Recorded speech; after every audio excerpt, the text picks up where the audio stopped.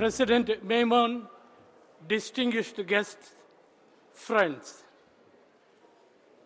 I deem it a privilege and a distinct honor to introduce Dr. Frank Sanchez, today's keynote speaker for this wonderful symposium on diversity and retention. Diversity and retention, these two terms are very important. They are at the very heart of GSU and its mission.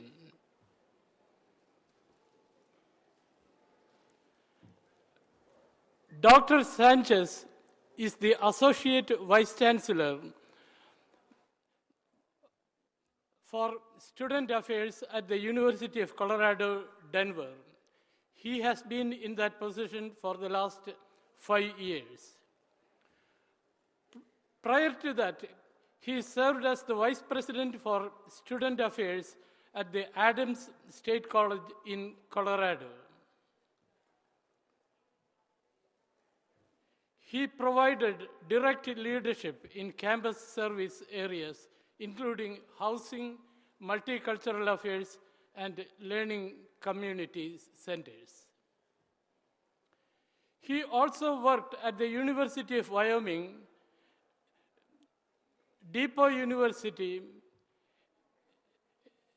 and he had provided leadership and innovative ideas were implemented during his period in those places.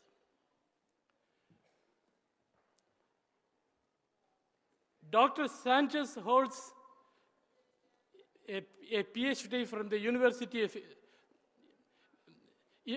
Indiana University in Higher Education Administration. His dissertation also dealt with underprepared students and how they can be helped to complete their programs and make achievements in life. Dr. Sanchez has an MS degree from Indiana University.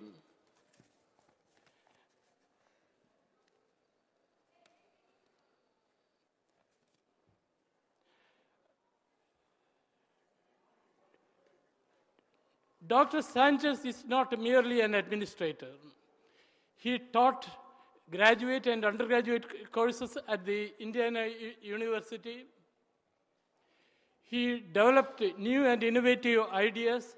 In 1999, Dr. Sanchez received the Akkand Robert Cook Award in recognition of his work on residential learning communities and theories associated with that.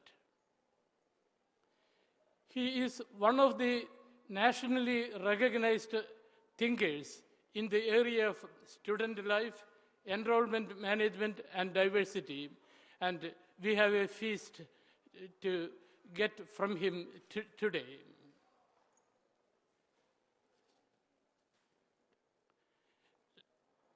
It is now my proud privilege to present to you Dr. Sanchez.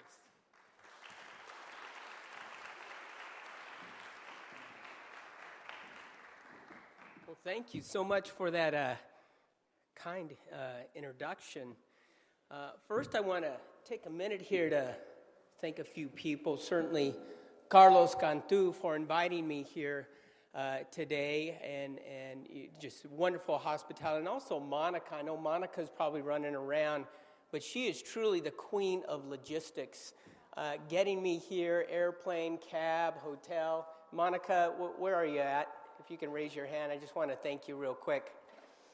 Well, this morning I woke up, and, typically hotels bring a USA Today, and they do little snapshot data points. And this one had to do with activities adults say they dread. Number 4 was visiting the DMV. Number 3 was visiting the dentist. Number 2 was thoroughly cleaning their home. And number one of activities adults say they dread was public speaking. So I'll tell you, though, that I would much rather talk with this group and actually talk with the students about how we can engage our students and strengthen our institutions of higher education. I'd much rather do that, honestly, than to deep clean my garage right now. In fact, I don't think that's going to happen anytime soon. Well, you know, when you think about in 2009, the federal appropriation to Title V grants across the country was right about $90 million, about $93 million. In fact, in 2010, they are recommending $175 million be dedicated to Title V programs. With that type of funding, I can't help but to get excited to talk with you about how institutions of higher education can utilize those funds and strengthen and develop their core function in terms of supporting the academic mission of those institutions through these grants. And so there's three real goals of today that I want to talk with all of you about. The first, I want to spend just a little bit of time talking about Title V. I think nationally there are different perceptions and really misperceptions of how Title V funds, who can get them, and how they can be used. So I'm going to spend a little bit of time doing that. I also want to spend a time sharing with you why I believe GSU and Morton College really have a strategic opportunity to strengthen themselves based on the changing demographics of the state of Illinois. I did a little bit of research, and there are truly some opportunities in the context of this conversation of Title V. And then lastly, I'm going to spend some time sharing with you what I think are really some success stories.